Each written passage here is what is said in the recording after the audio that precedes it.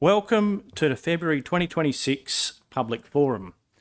I advise that this forum is being streamed live to the internet. All those present should refrain from making any defamatory statements, and upon joining these online forums, you accept the condition that your image may be recorded and streamed to the internet, as well as being retained in the archive of the recorded council meetings and standing committee meetings. I'll now run through the rules of Public Forum. Speakers will have up to 5 minutes to speak. When you come forward to speak, please state your name and the item you'll be speaking to. You'll then when you have 30 seconds remaining, you'll hear a bell, and at 5 minutes you'll hear the bell multiple times, the microphone will be turned off and you'll conclude speaking. Only registered speakers will be called forward to speak. Gallery members should refrain from making any disruptive behaviour, including clapping or jeering. First of all, I'd like to do the acknowledgement of country.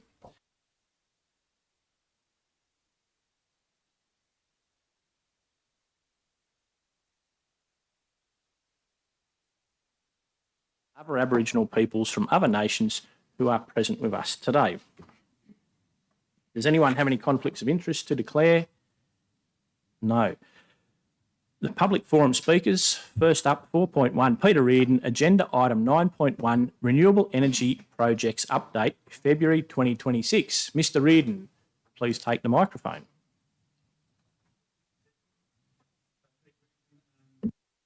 Renewable projects. Just want to give everyone a bit of a brief update on the Venn Energy, Boree Solar and BESS project that's a few kilometres wrapped around the north side of Geary. This project's going through the EIS currently, for those that don't know, and our group is very much against this project. We object to this project and still do. The expected exhibition period of the 28 days is about early next year, so we've got a lot of work ahead of us over the next few months. Why are we actually opposed to it? A poor proponent plus a poor location, it's just the wrong location, plus poor engagement and poor execution just means reduced support for renewables in the area. Okay, Venn Energy are not doing the right thing. We do not trust Venn Energy, a Canadian company that are coming in for this project. Got zero social licence, so why? Okay, they're genuine flippers. Okay, they're selling out already, so they're already totally disingenuous. They haven't got any money. They've been named in the New South Wales Parliament at least 4 occasions for being a poor proponent. They're named in the RES inquiry. All this is on the public record. They're named in the Victorian Parliament for the Colbo solar project that they've got down there as well. The Colbo Shire Council down in Victoria are opposed to their Venn Energy project down in Victoria. We've provided some information on that to Council. For a range of reasons, because once the council realised the poor quality of their EIS, they actually engaged their own specialists to actually debunk some of the untruths around that project that were put into that EIS report. We've provided all that information. The first and last community session that Venn Energy held in Wongarbin at the beginning of November last year, they had the time so no one could actually come after work. So we actually said, look, we need to have more time for community members to get there and talk to them after work, but they refused that. So they said they were also going to have some community engagement meetings through February this year. We've got 4 days to go or whatever it is, and we've had no communication back from them. We've been pushing. When are you going to have these community sessions in February, as promised by Venn Energy? And they haven't done so. So we've got zero trust in this proponent. Harm is also being done to neighbours. For those that don't realise, we've got several property holders that have got the infrastructure, like these 5.5 metre solar panels on 3 sides of their property. Okay, I'll put it to anyone in the room. If your home had actually solar panels or industrial facility, it doesn't matter if it's renewables or whatever, if they came along and said, right, we're going to build all of this infrastructure on 3 sides of it, not just one, would you be happy? I would suggest not.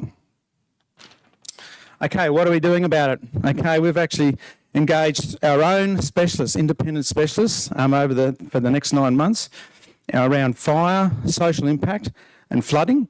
So we've got our own specialists, it's all self-funded. Okay. What else are we doing about it? After several months of lobbying and communication with the Department of Planning, we finally got the SEARs issued for the RFS. Would you believe that the Rural Fire Service, as an agency, weren't included in the SEARs? That's on the public record. So we had to lobby the Department of Planning to get the RFS agency advice included in this year's, and it only just got put in last week, months and months after the scoping study report and when the CEAs were issued. It's not good enough.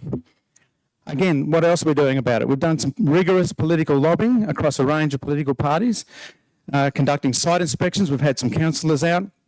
We've had Labor, Independents, Nationals, Shooters Fishers, and more recently a National Senator from One Nation last week, and we're getting some incredible coverage and on that as well. What else are we doing about it?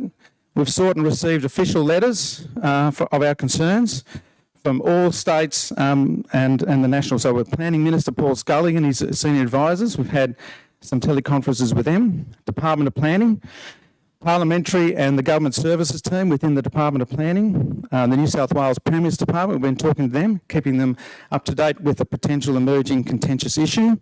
Various federal and local members of Parliament have been out and have a look. We're awaiting responses submitted by Andrew G, which is the federal member. He's actually put forward that to Chris Bowen, so we're waiting on a response from Chris Bowen.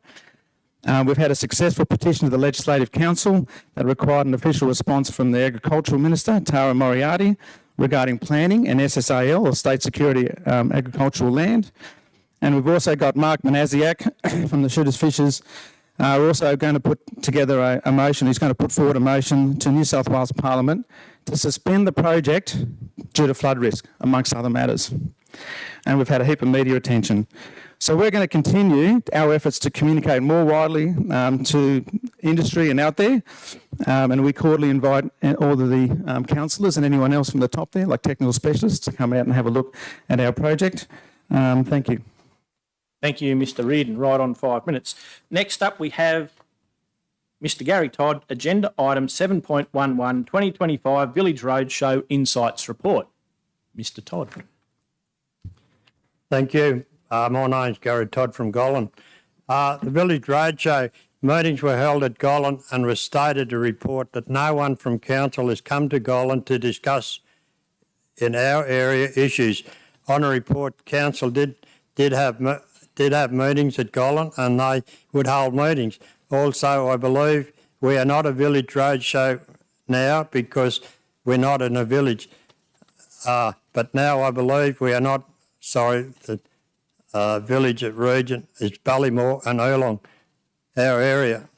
Please note people in our area will not go to either Ballymore or Erlong for meetings. They will come to Gollan. Thank you. Thank you, Mr. Todd. There are no further registered speakers for public forum.